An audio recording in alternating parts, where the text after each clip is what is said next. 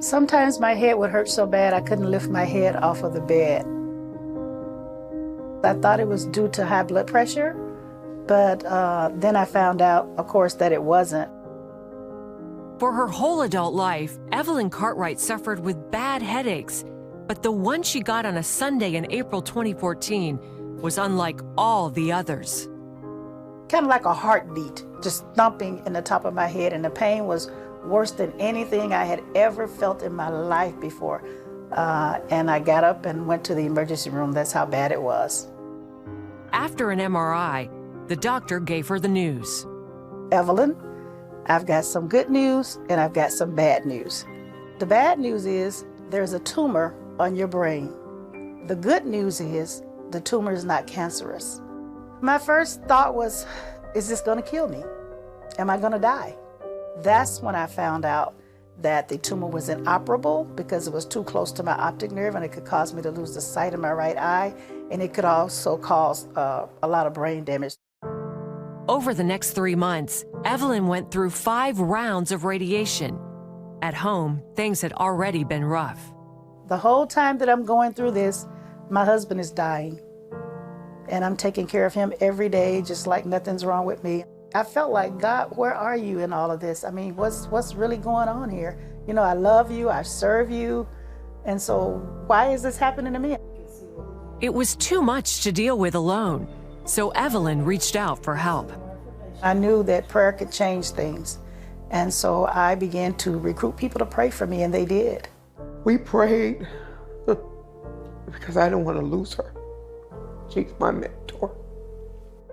I had to gather myself and remember that God is ultimately in control, and that God is a healer, and that God could heal my mother.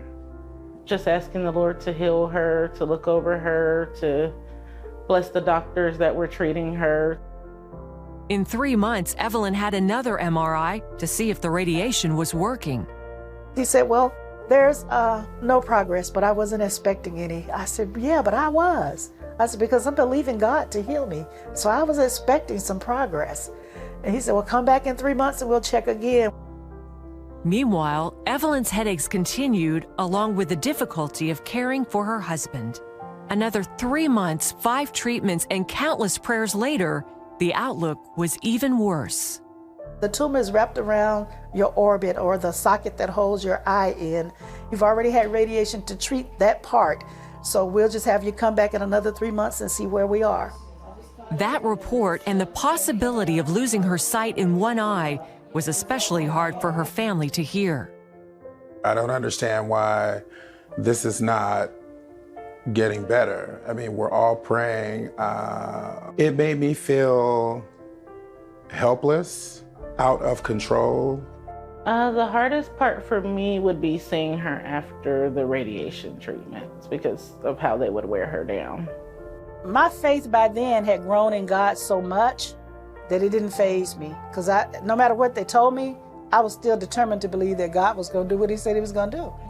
Then Evelyn sensed the Lord direct her to stop praying for healing and start praising him. She asked her loved ones to do the same.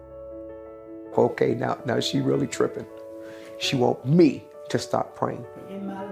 Despite their doubts, everyone agreed.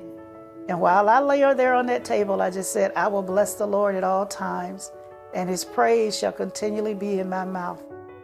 Then, 9 months after her diagnosis, Evelyn returned to the doctor for another scan. He was smiling and he said, Mrs. Cartwright, I've got good news. And I said, yeah? He said, the tumor is dead. And I just lost it. I just began to praise God.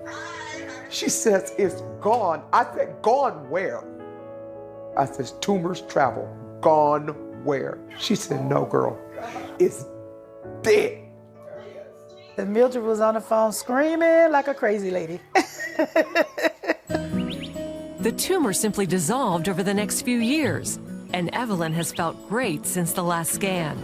She's grateful that her husband lived long enough to know she was doing well. She says the whole experience deepened her family's faith in the Lord.